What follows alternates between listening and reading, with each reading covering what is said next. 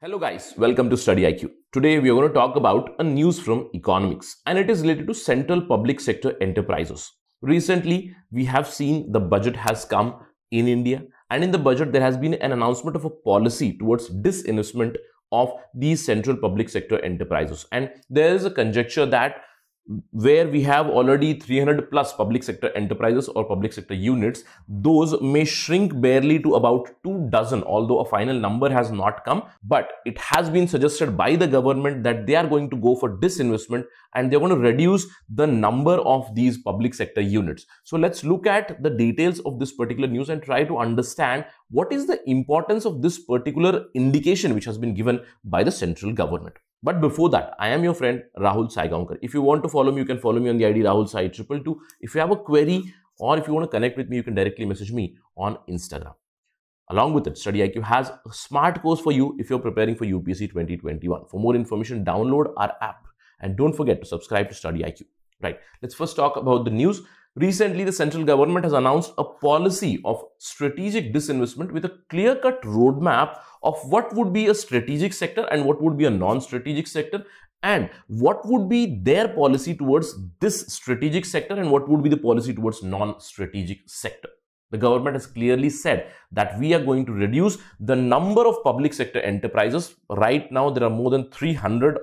I'll give you the exact number, but the conjecture is that those are going to be reduced to around 2 dozen, that is 24, although the number is not final. Who will decide this? I'll tell that also in this particular discussion. But let's first talk about how many central public sector enterprises are there in India.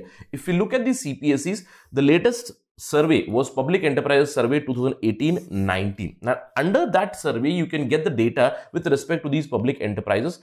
It was suggested that as on 31st March 2019, how many public sector enterprises, central public sector enterprises? 348 public sector enterprises are there in India, out of which 249 are operating, 86 are under construction, this has to be noted, and 13 are up for closure or liquidation, right? So we have approximately 330 odd central public sector enterprises which are in working condition, right? Now let's talk about the plan. The plan was unveiled by the Ministry of Finance. What has been suggested? They have given a policy of strategic disinvestment which has been announced. They have given a clear-cut roadmap for strategic and non-strategic sectors. Now, this would be the main point of our discussion, but I'll just quickly skim through what are the other measures. In this year's budget and this policy, strategic disinvestment has been announced for many companies like the BPCL, Air India, Shipping Corporation of India, Container Corporation of India, IDBI, BEML, Pawan Hans, Neelachal Ispat Nigam Limited, and the disinvestment for these companies would be completed in financial year 2021-22.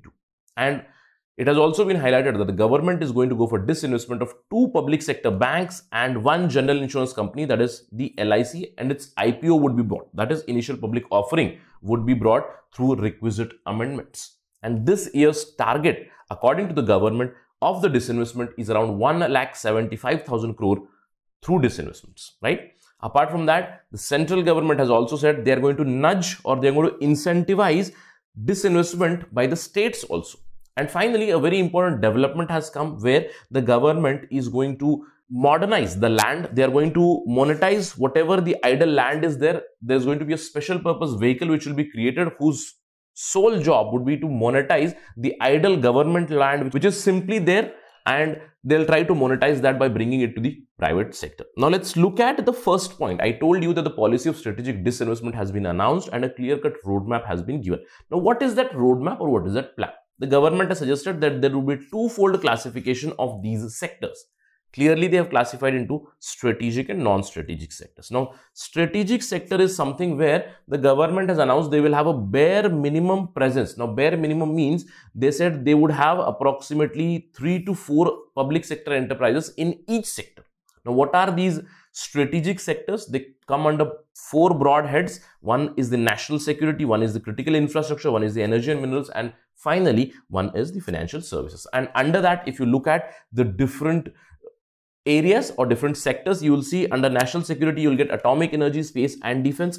Under critical infrastructure, obviously transport and telecommunication comes. Under energy and minerals, we have power, petrol and coal and other minerals. Financial services, quite simple, that there is banking, insurance and other financial services. Now, these would be the critical sectors or strategic sectors under which the government presence would be 3 to 4 public sector enterprises under each strategic subhead that we have discussed.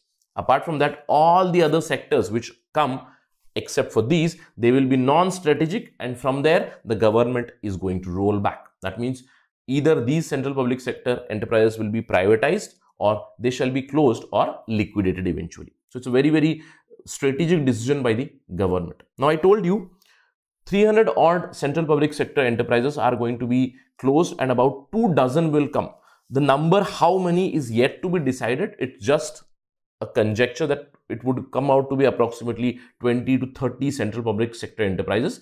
The number will be finalized by a group of ministers which comprises of Finance Minister Nirmala Sitharaman, Transport Minister Nitin Gadkari and other personnel, other administrative personnel who will take a final call on the number of public sector enterprises that are going to set up in each strategic sector. It may be a little higher than 3, 4 also in some sectors, but the final call would be taken by the government, the group of ministers as highlighted by the DIPAM secretary, right?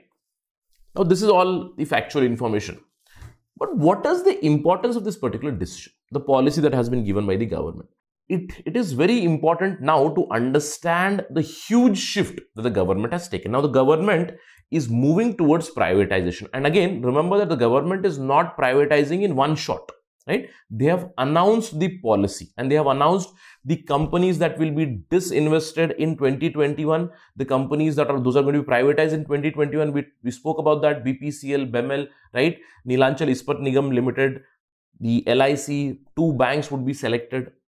What are the government indicating here? The government is indicating that this would be my policy going into the future also, probably in the next few years.